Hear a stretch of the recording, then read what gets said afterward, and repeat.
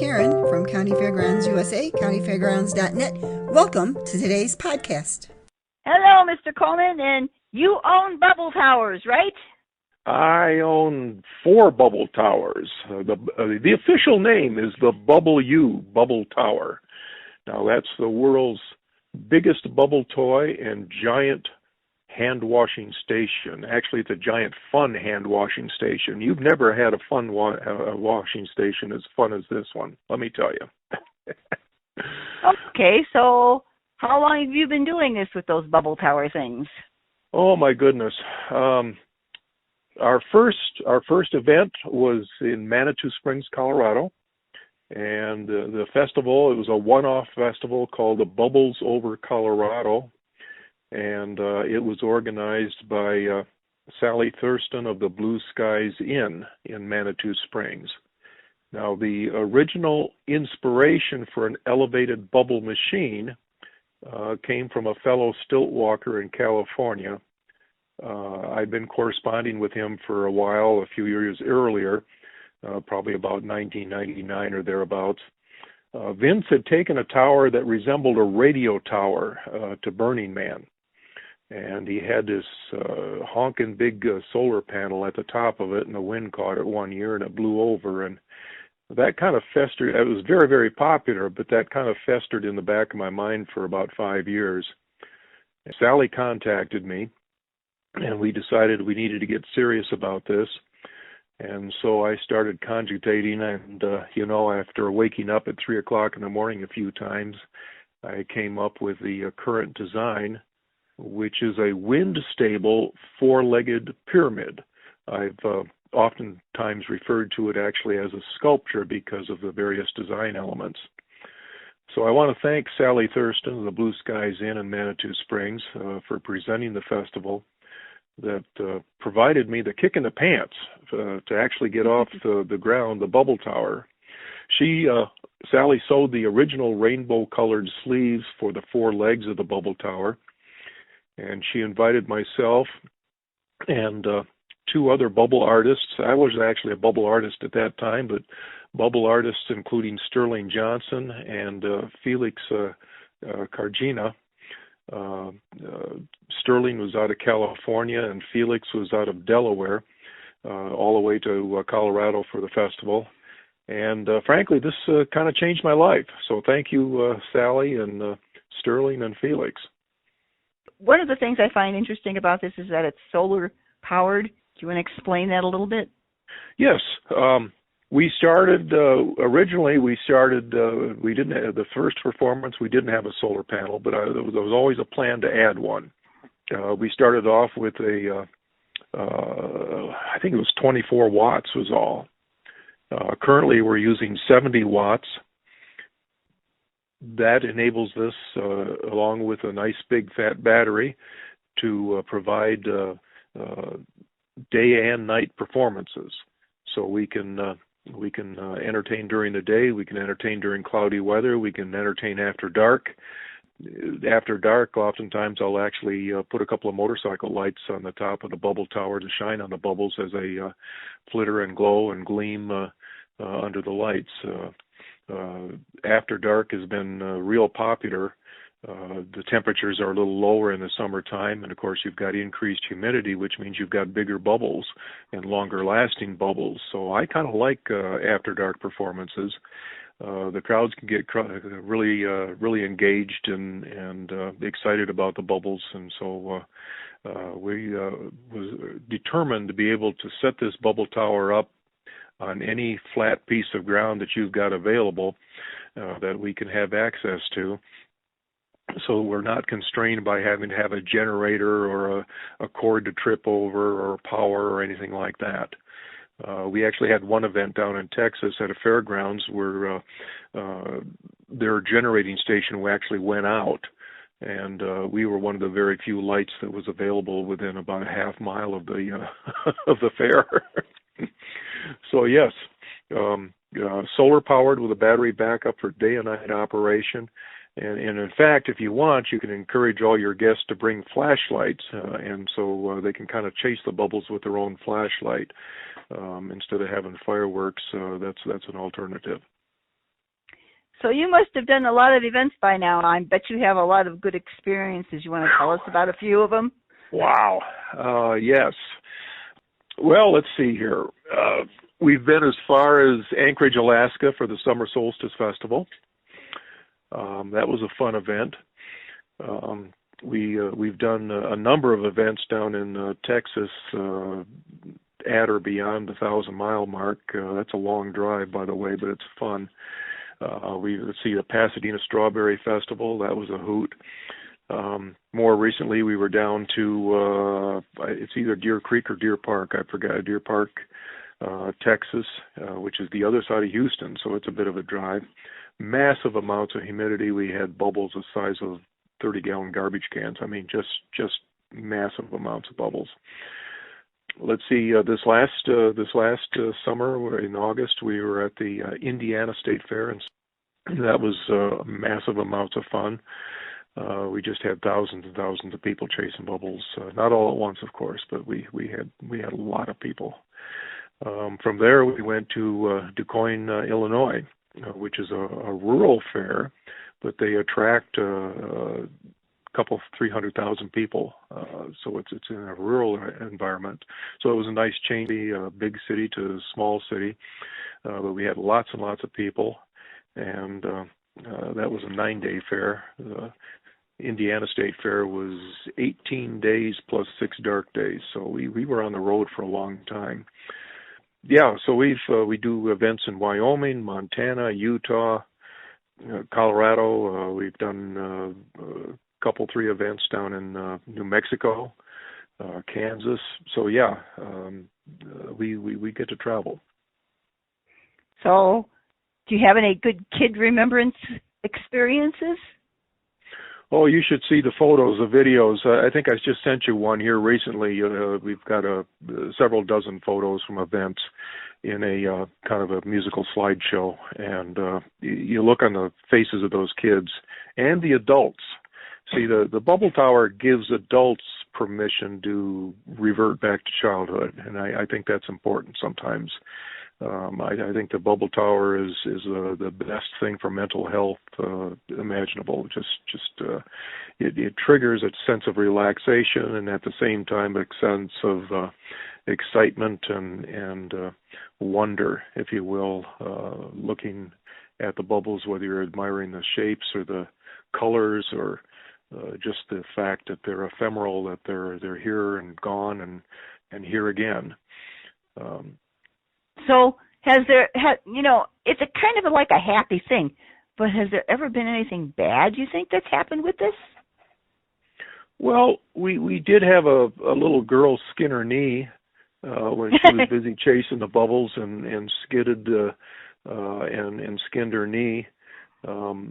So if I had my druthers, we wouldn't set it up on gravel, but we've done that a number of times, and once in a while, well, sometimes a fair, that's all they've got is gravel, but that's the exception. That's the exception. You'd asked about designs at one time. Would you like to cover that? Well, yes, let's cover designs. Okay. Well, we started off with the rainbow design that Sally had sewed for the Bubbles Over Colorado Festival, and so those were color blocks. And then we added to that. We ended up with a tie-dye bubble tower. That's been real popular. I used that at the Pride Festival in Denver. We've got a rainbow zebra the rainbow zebra bubble tower, which is real popular for Arts Festival. There's kind of a museum tag that goes with that. We use a lot of banquet tablecloths, recycled. These are discarded tablecloths from the rental linen industry. So sometimes we get our inspiration from them. But of course, for 4th of July is probably our singular festival we always sell out for the 4th of July. We've got 4 bubble towers, and we always sell all 4 of them out. I think this last year we actually did five events with the 4 towers. So that's red, white, and blue with great big white stars, and we call that the Americana. Yes. You know, one of the things that would come up, I would think, if I was going to book this, was first thing, how much space do you need, and are you self-contained? We're definitely self-contained.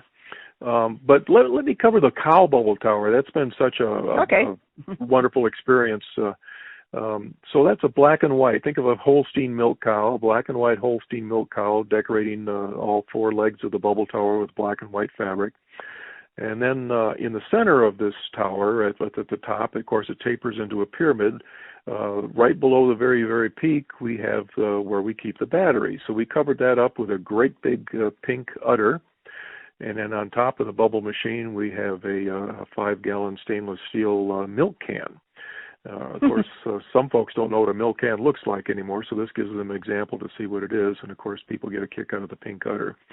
We'll be taking that to the Indiana State Fair again this year. So if you're in a fair or a festival that's in the east, Illinois, Indiana, the Carolinas, anywhere east in that area, and your event is either prior to the Indiana State Fair or following that, you could have the Cow Bubble Tower at your event.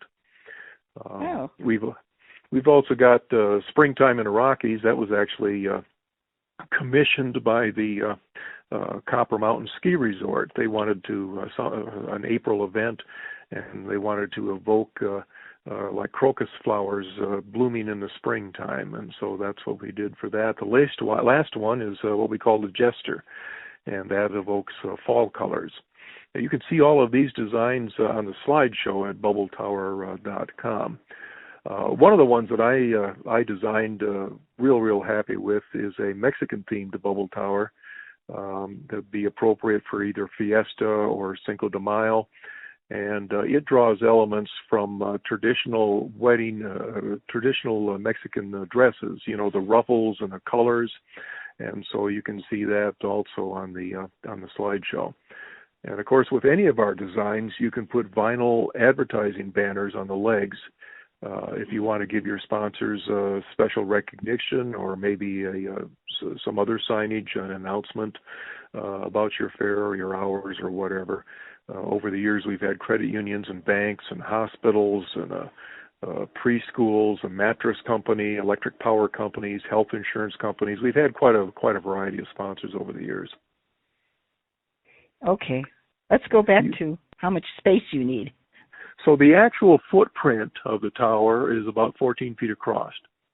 Now, during the assembly process and disassembly process, of course, we need drive-up access, and we'll need a space about twice that. So you're looking at 2 or 3 parking spaces. Okay. After the tower is put up in the air, and that only takes about an hour and a half. After it's put up in the air, the footprint is actually only about 14 feet across. Now, we have a FAQ page, a frequently asked questions page at bubbletower.com with this information and a ton more information. I'm sure after you get through listening to all me babble on here, you'll ask, oh, dude, there was one more question I was going to ask him. Well, just go to the FAQ page, and you'll find a lot of that information. Okay. So what are you booked for this year so far? Well, the big thing, of course, is, and we're trying to book around that, is the Indiana State Fair, because that, of course, requires travel. And skilled labor like this is a little bit short supply this year with COVID and everything else, all the disruptions. But we do have availability in the eastern states this year, and so we're real excited about that. But we've also got the Central Montana Fair. In fact, they just sent me back the contract this morning. So that's also in August with 4 bubble towers. We can clone ourselves, so to speak. And of course, we've got events in Denver that we're lining up as well. So we're looking for a real busy season this year. It may be that if you're local and you can only give us, a month's notice, that we'll be able to slide you in there, possibly even with less than a month's notice. But if you're some distance from Denver, get a hold of us right away. And frankly, if you want to book a year or 2 out, that's all to the good. Well, speaking of booking, you have to tell the audience exactly how to reach you. Well, info@bubbletower.com is a real good place. That's info at bubbletower.com. And of course, we've got a Facebook page, and that's facebook.com/bubbletower. There's a YouTube channel. Send me an email or a phone call, 303-922-4655, and we'll get you a reply back with all kinds of information for you. Hey, Mr. Coleman, have you ever seen anybody else doing this as you've been out and about? No.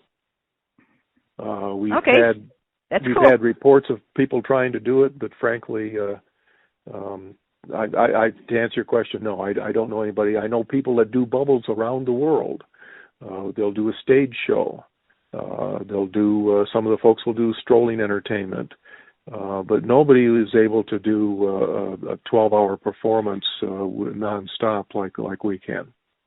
We get booked for an hour at a time. We get booked for all day and half the night. So depending on what your event is all about, we can help you out and entertain those crowds and make them happy, make a very memorable experience for them. And the nice thing about it is we don't require a lot of hand-holding. We set up, we're self-contained, we don't need water, it's all nice, of course, but we bring our own supplies in, we don't need electricity. We just need a flat piece of ground and access to it. Preferably grass. Well, grass, blacktop, we've done gravel, we've done it all. We've done indoors, we've done outdoors. We prefer above freezing weather. That makes it a whole lot easier. Okay. and some breeze is nice to blow the bubbles around. The further east you go, the greater the humidity. We get absolutely massive bubbles with high humidity, and they last forever. Kevin, the fair manager at the Dubuque County Fair, was talking about bubbles blowing 100 yards away from the tower, and people were just gobsmacked. Just gobsmacked. Okay. Sounds good. So you left your information, and hopefully you'll get some calls and make some kids happy. Yes, indeed. Thank you ever so much for this opportunity. I really appreciate it. Thank you, Mr. Coleman. Bye. Bye.